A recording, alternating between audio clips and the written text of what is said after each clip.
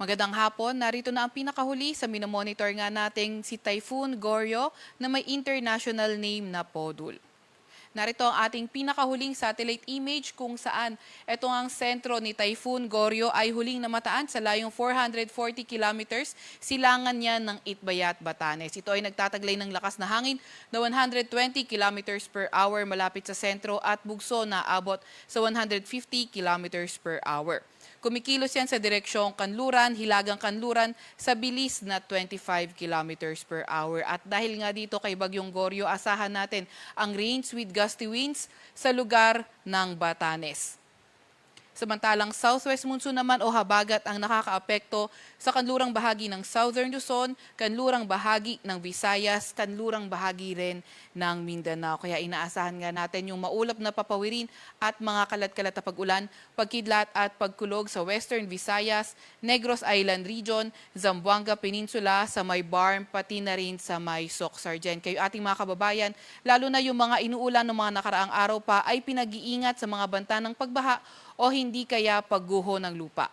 Para naman sa lagay ng panahon sa Metro Manila at nalalabing bahagi ng ating bansa, asahan naman natin ang bahagyang maulap hanggang sa maulap na papawirin at may mga tsansa ng mga localized thunderstorms. Nakikita nga natin na mas active yung mga thunderstorm activity sa Bicol Region, sa Metro Manila, sa may Calabarzon at kanlurang bahagi ng Northern at Central Luzon. Kaya yung ating mga kasamahan sa Regional Services Division patuloy na maglalabas ng mga thunderstorm advisory, rainfall advisory o hindi kaya heavy rainfall warning kung kinakailangan.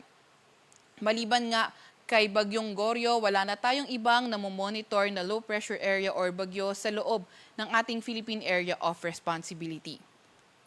At narito naman ang latest track nitong si Bagyong Goryo. Nakikita nga natin na posibleng maglandfall ito sa may eastern coast ng southern Taiwan tomorrow morning or afternoon. Posible ngang lumakas pa ito bago maglandfall sa Taiwan. Gayunpaman ay after ng kanyang landfall ay posible na nga itong humina hanggang sa isa na lamang siyang remnant low pagdating ng August 15, which is Friday.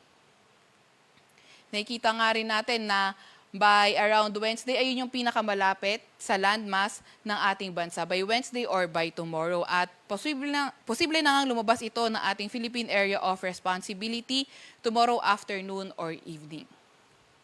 Dahil pa rin kay Bagyong Goryo, nakataas ang signal number 1 sa lugar ng Batanes.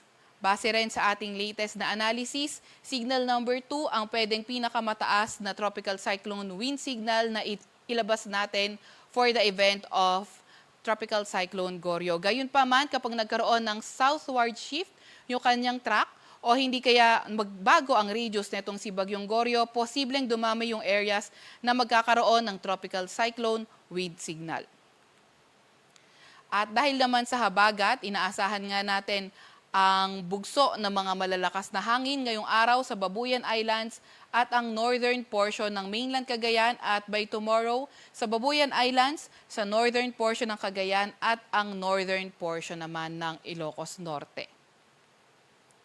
Meron din naman tayong nilabas na weather advisory. Ito ay updated kanina alas 5 ng hapon kung saan ngayong araw hanggang bukas ng hapon 50 to 100 millimeters na mga pag-ulan. Posible yan sa lugar pa rin ng Batanes. Kaya kapag 50 to 100 millimeters yung mga ulan, localized flooding posible sa urbanized, low-lying at near rivers at landslide possible sa mga highly susceptible areas. Meron din tayong nakataas na gale warning. Dito pa rin sa lugar ng Batanes, kaya mapanganib pumalaot lalo na yung mga maliliit na sasakyang pandagat. At yan nga muna ang pinakahuli kay Bagyong Goryo mula sa Weather Forecasting Center ng Pag-asa, Veronica C. Torres, nag-ulat.